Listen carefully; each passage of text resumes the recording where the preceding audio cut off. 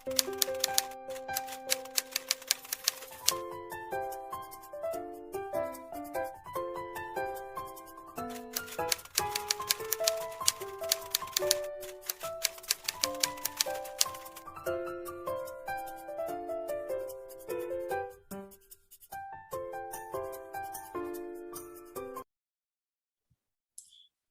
Assalamualaikum warahmatullahi wabarakatuh. Selamat siang rekan-rekan sekalian. Pertama, saya ingin perkenalkan diri. Saya Sintia Indah.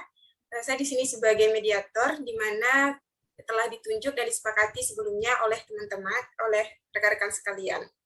Sebelum kita melaksanakan proses mediasi kita hari ini, saya ingin meminta pihak tergugat maupun penggugat untuk saling memperkenalkan diri. Pertama, saya ingin meminta pihak penggugat untuk memperkenalkan diri. Dipersilahkan kepada pihak penggugat. Terima kasih kepada mediator. Saya Rainanda Jeffrey, di sini saya sebagai penggugat. Saya Endah Kurnia sebagai penggugat.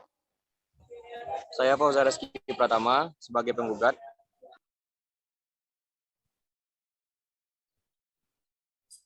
Baiklah, terima kasih kepada pihak penggugat, yaitu dari Saudari Endah Kurnia, Renanda Jeffrey, dan Saudara Fauzan.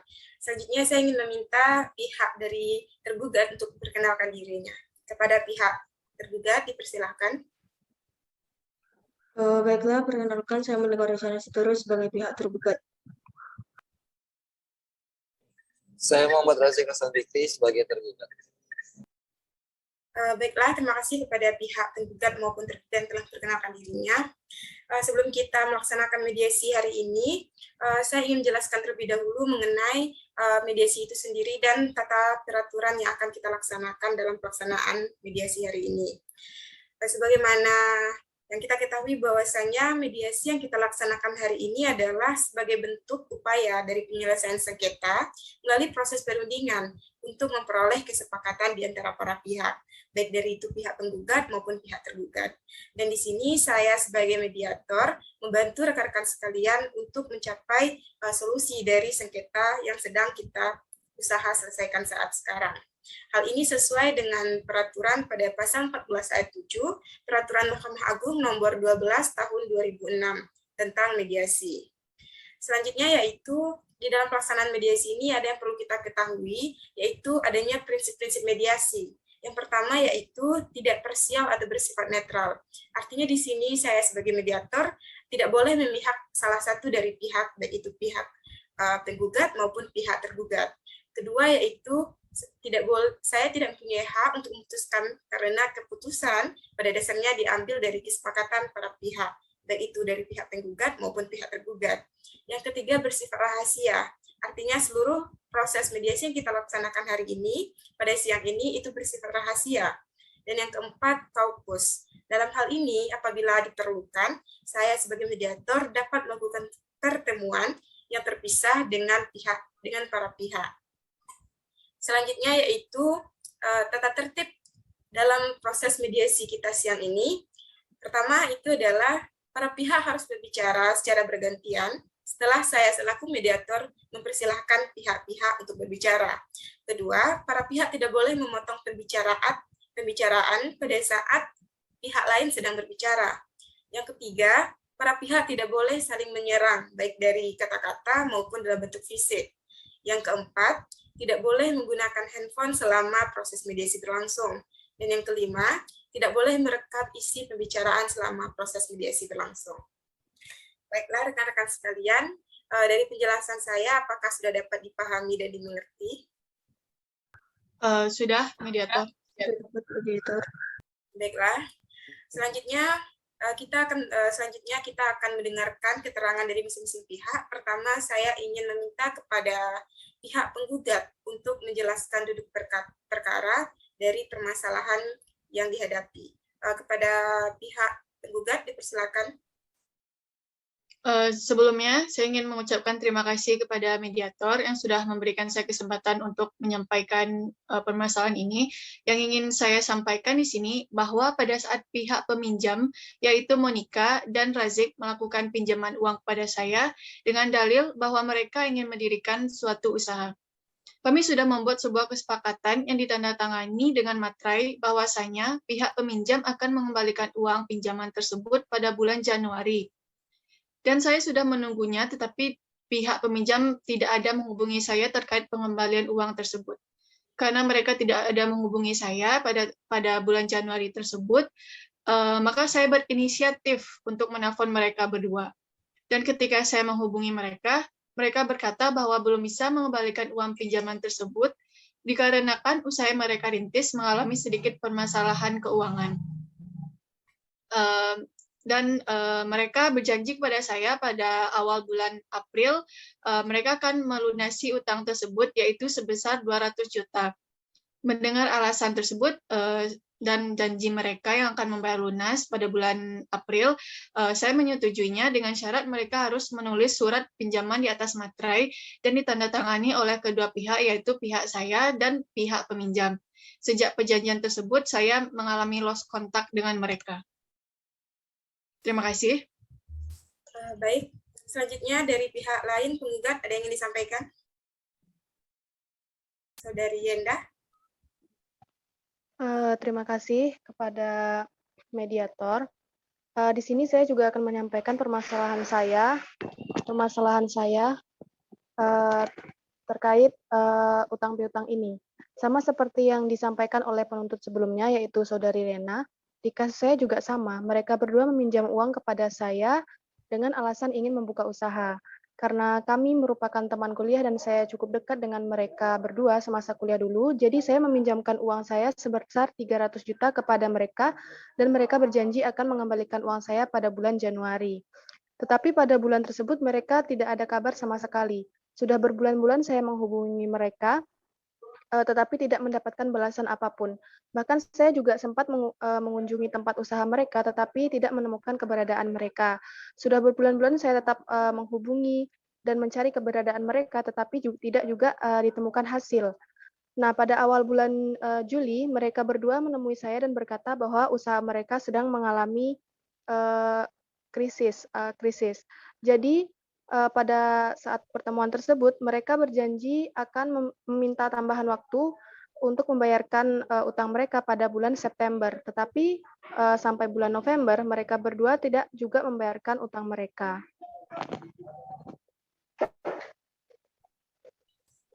Baiklah, bagaimana pihak Saudara Fauzan? Silakan disampaikan keterangannya. Baik, terima kasih. Kasus yang saya alami sangat persis seperti penuntut kedua, yaitu Endah. Setiap saya ingin menagih hutang mereka selalu mencari alasan. Berkata bahwa usaha yang mereka rintis mengalami masalah finansial. Awalnya, ini karena wajar setiap orang yang baru merintis usaha mengalami masalah finansial. Tetapi, lama-kelamaan mereka seperti enggan untuk membayar utang tersebut. Padahal, saya sudah menjelaskan juga bahwa saya sangat membutuhkan uang tersebut. Dikarenakan saya ingin membuka usaha dan membutuhkan modal yang cukup besar. Sehingga saya sangat membutuhkan uang tersebut, namun pada bulan Maret, mereka tidak dapat dihubungi sama sekali. Baiklah, di sini dari ketiga penuntut telah menyampaikan permasalahannya, maka di sini dapat saya pahami beberapa hal. Pertama, pihak tergugat belum membayarkan hutangnya kepada pihak penggugat.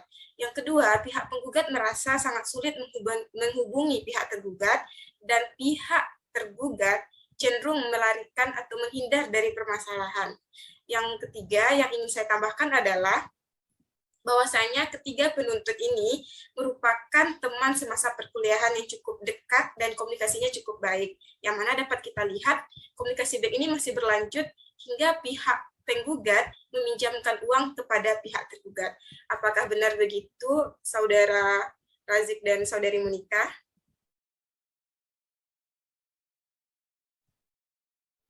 Benar, mediator. Baik. Selanjutnya saya ingin meminta pernyataan dari pihak tergugat, yaitu pihak Monika dan pihak Razik. Terlebih dahulu saya persilakan kepada pihak Monika untuk menjelaskan permasalahan menurut sisi Monika. Baiklah, terima kasih mediator yang sudah memberikan kami kesempatan untuk menyampaikan permasalahan dari sudut pandang kami.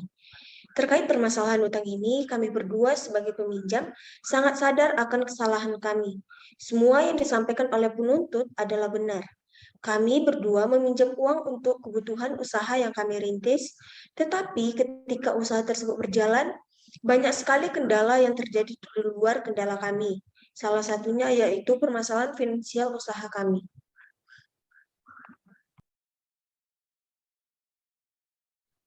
Benar sekali.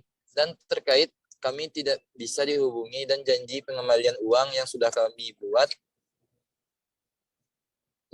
dengan penuntut pertama, Saudari Rena, yang tidak bisa kami penuhi tersebut dikarenakan kami yang sangat panik.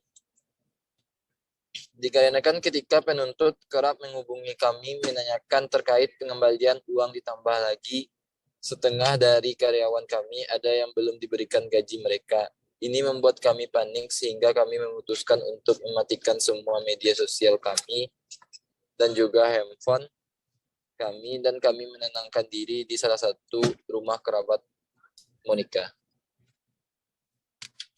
Tidak bisa gitu dong. Ini kan tanggung jawab dan risiko Saudara Razik. Saudara tidak boleh mengelak seperti itu. Mohon maaf, Saudari Rena, tolong tenang dulu. Jangan memotong pembicaraan pada saat pihak dari tergugat menjelaskan. Baik, maaf sebelumnya mediator. Baiklah. Baik, silakan dilanjutkan oleh pihak tergugat. Ada lagi yang ingin disampaikan? Terima kasih, mediator. Ya benar, kami memang melarikan diri ke rumah kerabat saya di Surabaya dan mematikan handphone dan semua media sosial yang kami punya.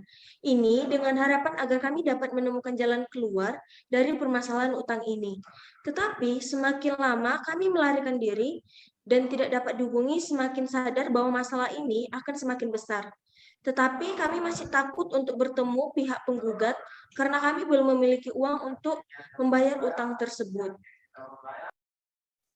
Baik, dari sini dapat saya simpulkan beberapa hal bahwasanya dari pihak tergugat ini belum dapat membayar utang dikarenakan permasalahan dari perusahaan tersebut. Yang kedua, pihak penggugat kehilangan kontak dengan pihak tergugat, yaitu Monica dan Razik, padahal hutang sudah jatuh pada temponya. Yang kemudian, pihak penggugat membutuhkan uang tersebut, sehingga menghubungi pihak tergugat, baik itu dari Monica ataupun Razik, namun tidak ada jawaban.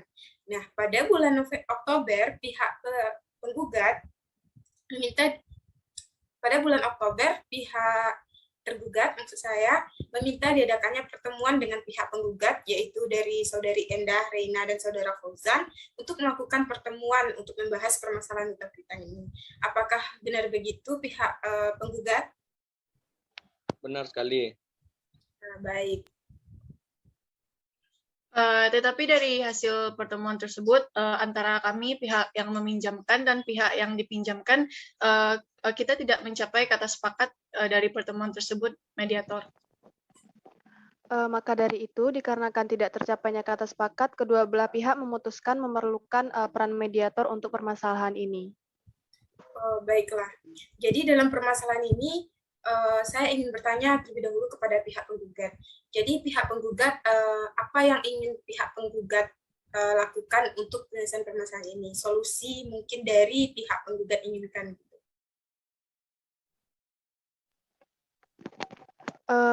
Tentu saja kami menginginkan uang kami dikembalikan atau dilunasi secepat mungkin, mengingat kami juga memerlukan uang tersebut.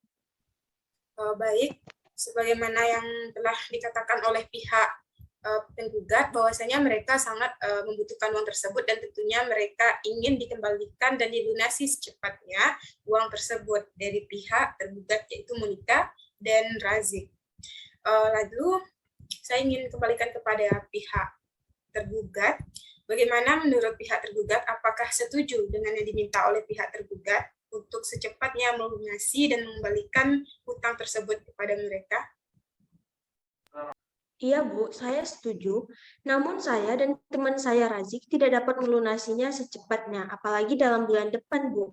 Karena nominalnya yang cukup besar, maka kami membutuhkan waktu untuk menggantinya. Oleh karena itu, kami meminta waktu diberikan selama 6 bulan ke depan, yaitu di bulan Mei, Bu.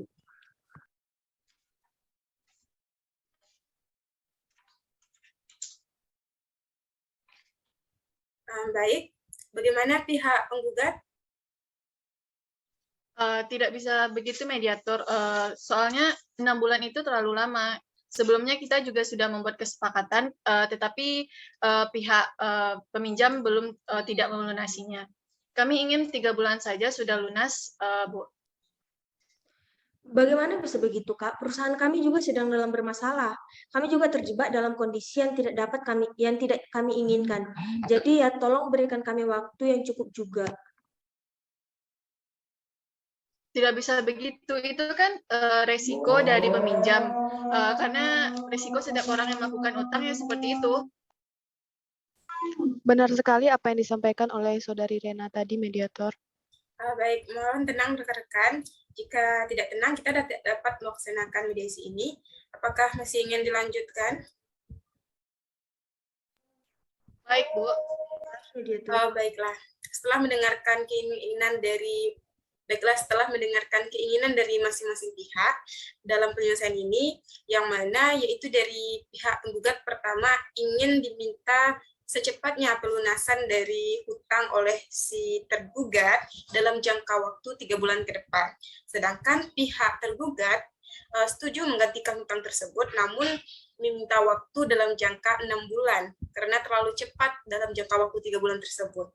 Nah, maka dari sini, saya ingin memberikan solusi atau solusi penawaran atas penyelesaian permasalahan ini, yaitu bagaimana jika tergugat melunasi hutang tersebut kepada penggugat dalam jangka waktu 4 bulan ke depan. Bagaimana pihak penggugat? Iya, saya setuju dengan solusi yang diberikan oleh moderator tersebut. Baik, bagaimana Saudara Fauzan dan Saudari Endah? Apakah juga setuju kita beri waktu 4 bulan ke depan untuk pelunasan hutang tersebut? Saya juga setuju, mediator.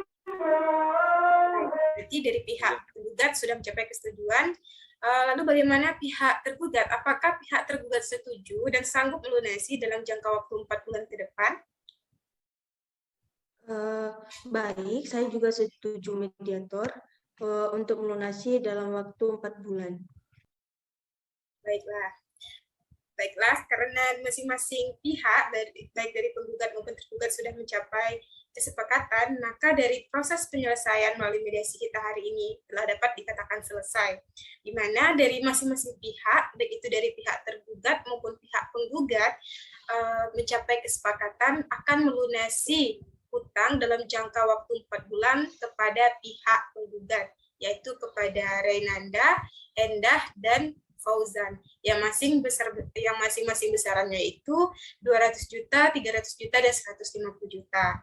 Namun, apabila kesepakatan ini tidak dapat dipenuhi dan hutang belum dapat dibayar sesuai jatuh tempo, maka perjanjian ini akan batal dan pihak penggugat berhak untuk melanjutkan dan membawa sengketa ini ke pengadilan.